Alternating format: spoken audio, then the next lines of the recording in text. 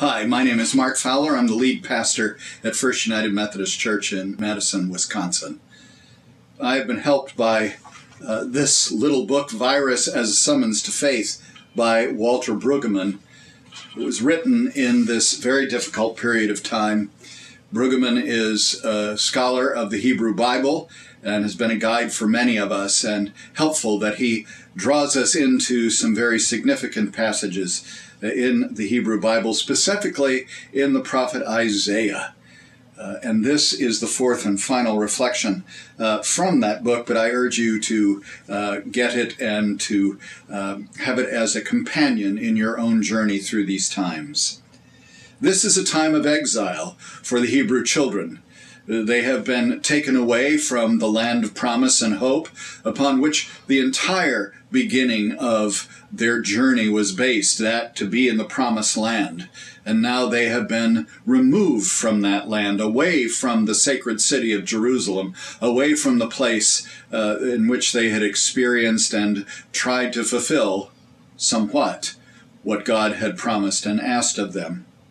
But here in the middle of the prophecy of Isaiah, we find ourselves in exile, and in the middle of the 42nd chapter, there is a hymn of praise, although in a difficult time. Sing to the Lord a new song, God's praise from the end of the earth. Let the sea roar and all that fills it, the coastlands and their inhabitants.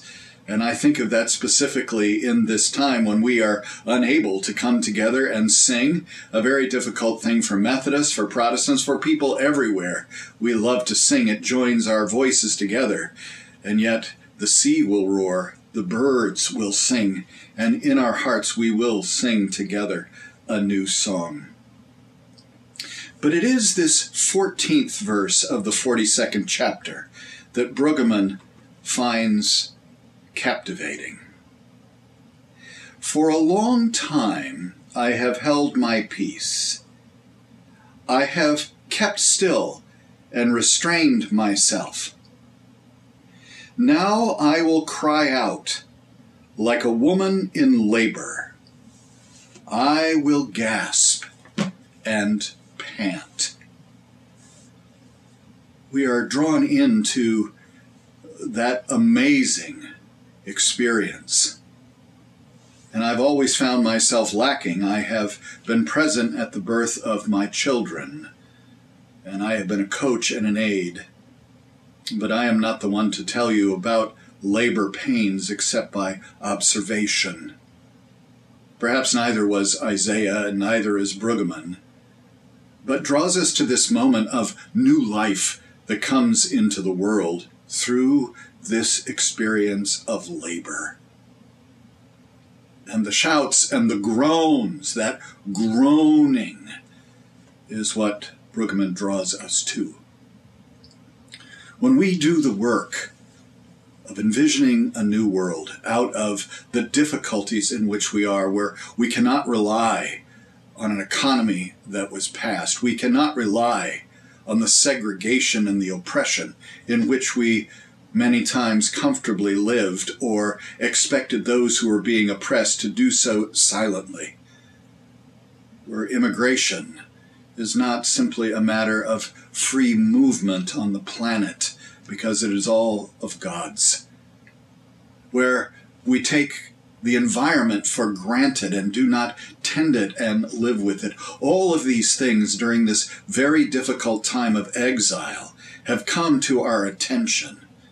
And some simply wish to deny them and that they would be over, and we could get back to that norm in which inequity and discrimination and segregation and ignorance actually ruled the world, because many of us derived comfort within the context of that difficult evil. But now we have been afforded the grace of imagining a new world, of joining God's imagination, as we talked about last week. And Brueggemann talks about the importance of groaning, verbally groaning, publicly groaning, for that new world to be born out of the difficulties of our present circumstance. That new world that is born, and in the tears and the laughter and the hope and the joy that is to come, we might realize that it is not born fully grown, but born as a fragile infant, needing to be nurtured in a world that we are just now discovering. Groaning. A very important word for Brueggemann and for us and for the Scriptures. He challenges us with a very difficult observation. The tragedy that some parents, especially mothers, have felt when there has been that groaning, but no live birth. And we simply are invited to get over it and move on. A tragedy that we realize we never completely get over. And Brueggemann's hope is a biblical hope, and that is that the groaning actually does produce new birth and new hope and the capacity to nurture this fragile newness that might emerge from our current circumstance.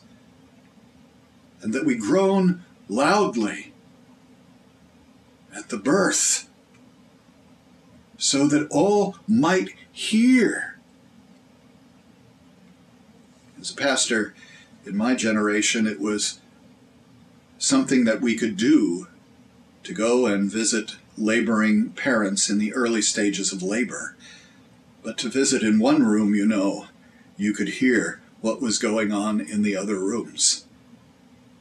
And there were the moms, groaning, deeply groaning, and their midwives groaning along with them. But the sound of groaning, almost unbearable at times, but hopeful, concentrated, looking forward to it being over. The groaning that announces the newness of life. We must move beyond dreaming, visioning, and hoping. And that hope, that vision, that study, that renovation of the Spirit wells up within us to groan at the birth of a new world,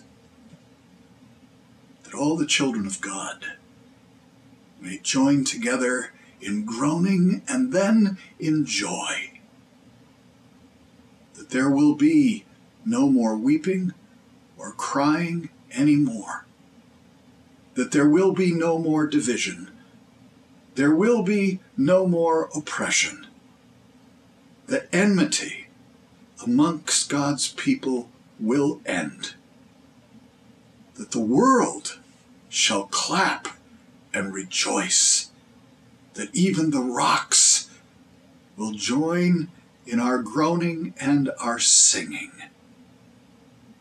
and the glory of God will be the experience of all. With this hope and this groaning, God bless you.